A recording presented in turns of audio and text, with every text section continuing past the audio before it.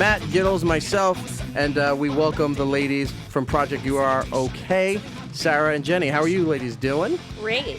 Doing good. We're awesome. Thank you. Welcome to, not to the show you've been on before at San Diego Comic-Con, but welcome to our studio here in New York. Because we recorded that one in a hotel room. That Right. was way less interesting. that was interesting because I was waiting in the lobby. And then I saw you guys come in, but I wasn't sure. Yeah. And I'm waiting. And all of a sudden I get a text, "We're here. Where are you?" I'm like, "I'm here. Where are you?" And then I recognized because Sarah was wearing these Katy Perry-ish kind of pants that had like candy and stuff all over it.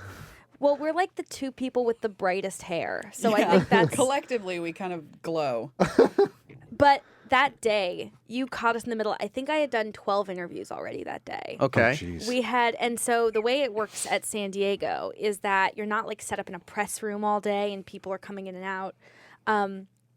You have to, the press is basically set up in a variety of different buildings, and you have to travel around these buildings like all day. We were just because the interviews are not done at the actual convention center. There's no room left at the convention center to do it. Yeah. So half the time we were just in our hotel. We did some on the roof of the hotel. It was like...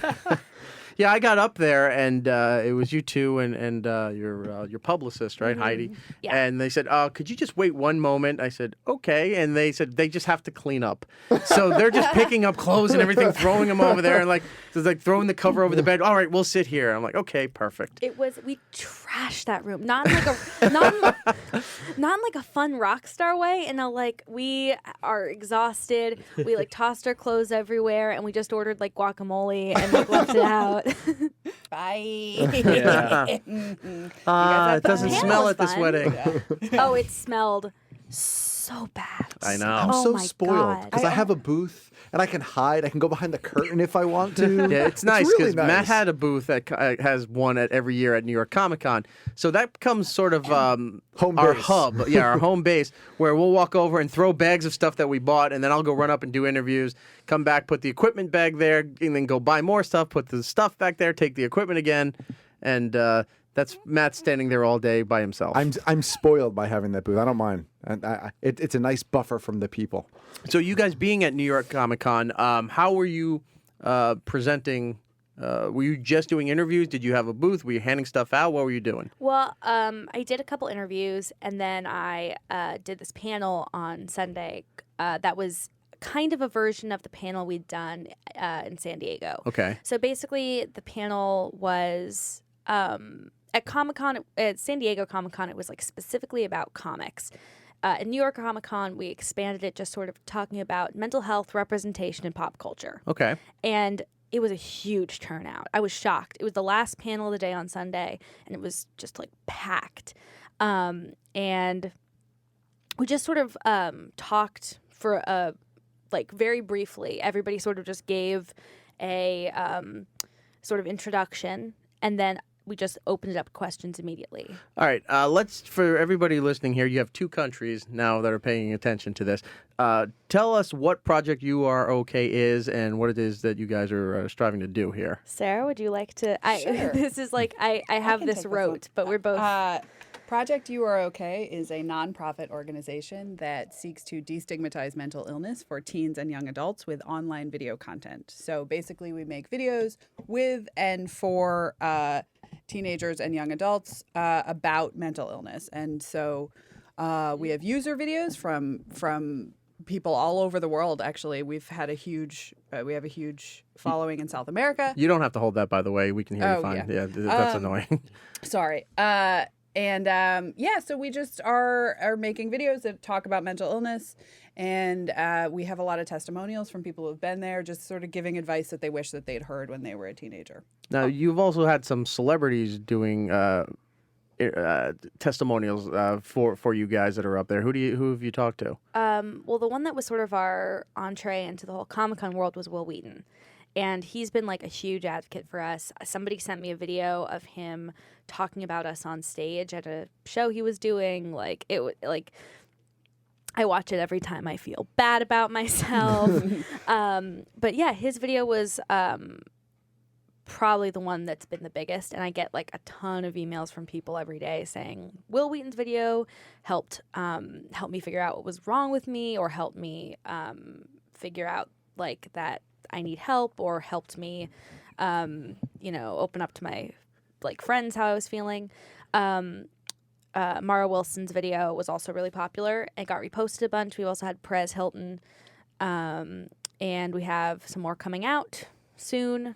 Let me ask you about Perez Hilton, because there's a lot of controversy around him for what he used to do, what he's claiming he does now with the celebrity blogs and things like that.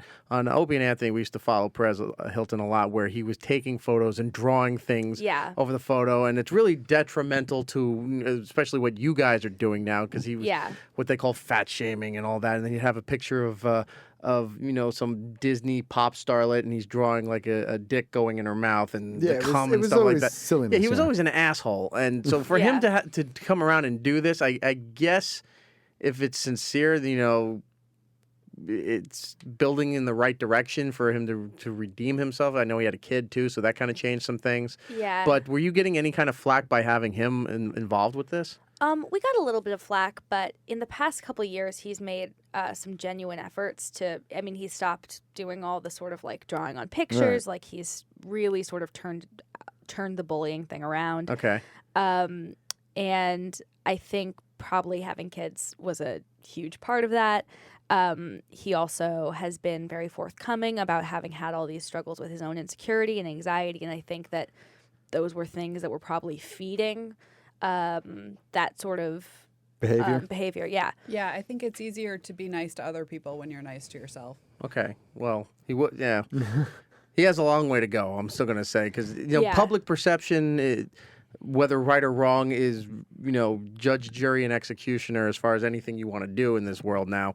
And he's got a lot to overcome. And then when I saw it, I was like, what the hell? And I watched it, and I was like, okay, I get it. I see what he's doing. If it's sincere, then kudos to him on that stuff. But I just didn't know if that might have been kind of rough, almost like a black eye to what you guys were doing. But if you guys really believe that he's turning this thing around, then then that's great for you guys. Yeah, it certainly didn't feel that way. We're sort of a platform, and I think that one of our things is that we want to hear from everybody, like from a wide breadth of experience, and he certainly has had some very interesting experiences. Right. Sure. Has a very interesting perspective on things, and I think that there is a lot of sincerity there. He had put out this it came about because he had put out a video and a statement about his own anxiety and depression issues, and I think all we had to do was tweet at him, and he pretty much immediately sent a video. It was miraculous. Like nothing ever turns around that quickly in this world. Who else has helped you out? In Project UROK in general. We've gotten just super lucky. The comedy community has been really, really supportive of us.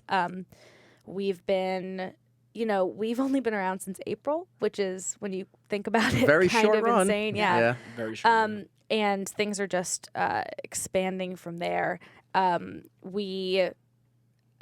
can't thank Mara Wilson enough for basically being one of our biggest early social media champions. Right. Her video helped immeasurably.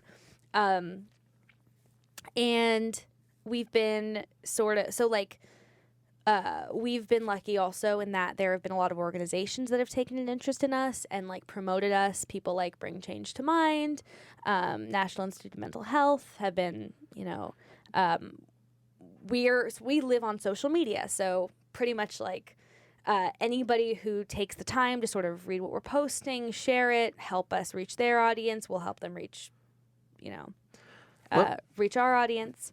Let me ask you about the concept here, where you're encouraging people to check out the videos that you're putting out, so that people don't feel like they're going through this alone, or maybe that's like they don't think anybody else has this condition or whatever they're going through. Obviously, in a normal setting outside of your guys' area, it would lead to bullying on YouTube comments, things like that. But you're encouraging people to make their videos, to submit that you guys post. I understand people get something out of talking about it and sharing with other people. But that's a huge step to take when it's like facing the fact that you have this stuff and you might be open to scrutiny, not from you guys, but just by having it up online that people can go back and you get that cyberbullying shit. So how do you reach people to say, look, this is a good idea. This will definitely help you if you talk about it and share it with us? Well, I think you're totally right. I think it's a ridiculously brave thing for people to do. I, am the founder and, for all intents, public face of the organization, and it can be very difficult for me to talk about as well. But I will say that we've taken every measure possible to ensure that if there is cyberbullying to be had, it won't be coming through our channels.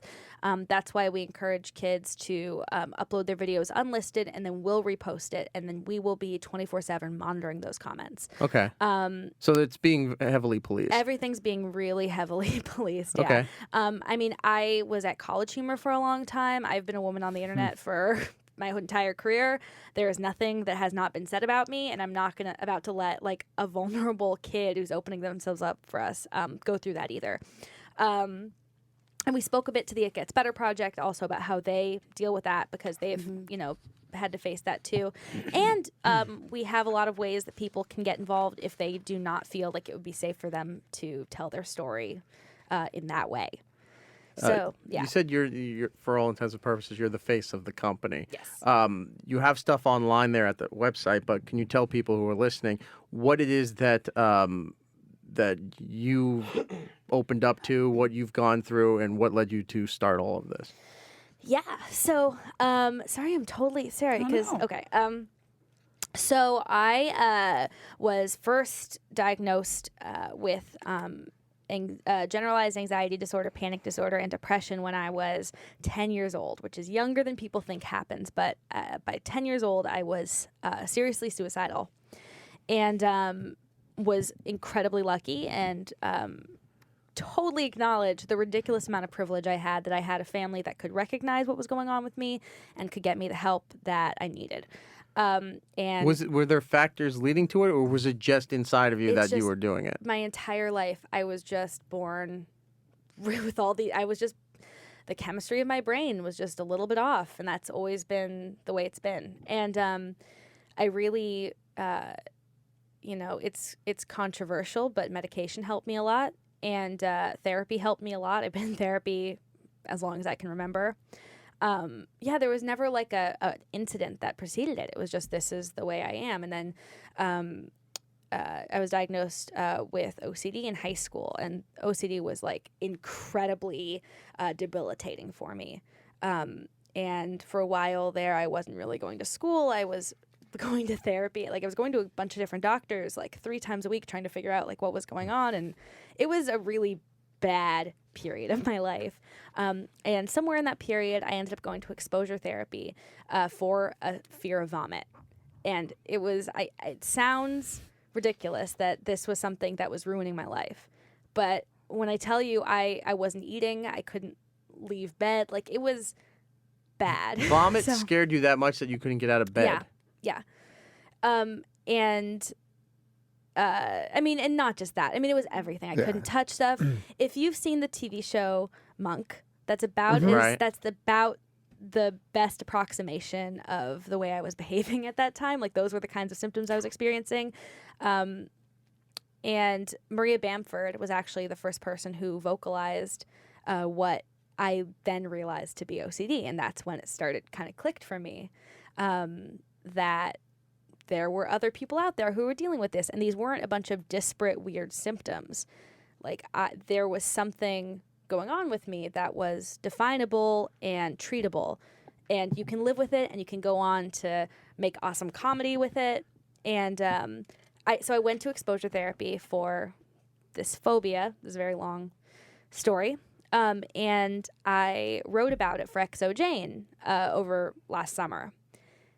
And the response I got was so overwhelming. And I was so scared to put it out there because I was like, people are going to make fun of me for this. Like, it sounds ridiculous. And instead, I got so many emails from people saying, me too. I thought I was the only one. I had no idea you'd been through this. Or they wanted to tell me about a similar experience they'd had, or an experience that was totally different. But they thought that I would be a person who could relate because I was somebody who'd been through struggles with mental illness. And it occurred to me that there still wasn't any sort of like peer-to-peer destigmatization resource out there, the way the It Gets Better project was for LGBT kids. And that sort of is how this came to pass. Be. Yeah. So you took, going through all of that, you took it upon yourself to kind of group with some people who've had other issues that you all kind of formed this together and say, let's try to do something good with this. Well, it sort of was very a gradual process of realizing what was shaping up, because what started as me thinking, okay, I'm going to make like a web series because that's what I know how to do. I'm going to make a web series. I was at the time 24-year-old comedian. There's only one thing I can do, which is make a web series. So I was going to talk to people who I knew had struggles with mental illness, or were like very close with somebody who was struggling with mental illness, and just sort of like talk to them about it in a way that would be sort of approachable and not scary. And then I realized, okay, like that's an awesome idea, but then what do you do with that? You're going to need some resources. You're going to need that to be some ongoing content. You're going to need to create a community around it so that they don't get cyberbullied. Okay, looks like I'm going to need to start an organization. I learned about how to start a nonprofit. I learned what a 501c3 was. Started putting those gears in motion. Set a shoot date for December, like 11th or 12th of last year. Yeah. And then I realized, well, I'm going to need to bring a production coordinator on board since I am total shit at that.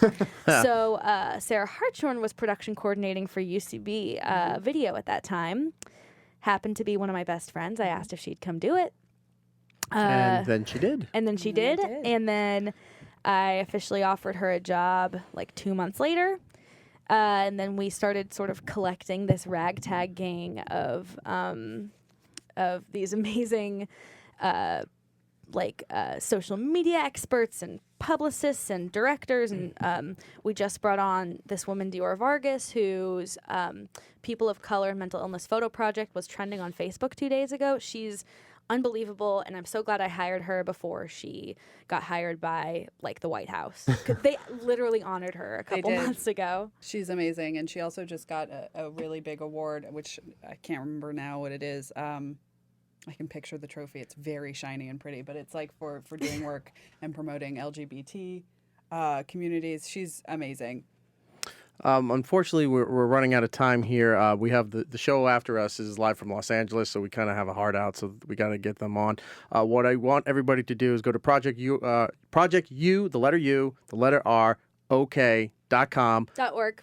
.org, sorry, .org. Also follow it on Twitter. You can talk to Sarah and Jenny and send up your own videos, see what's up there, check everything out. You might find some connection to something that you didn't know where else to go.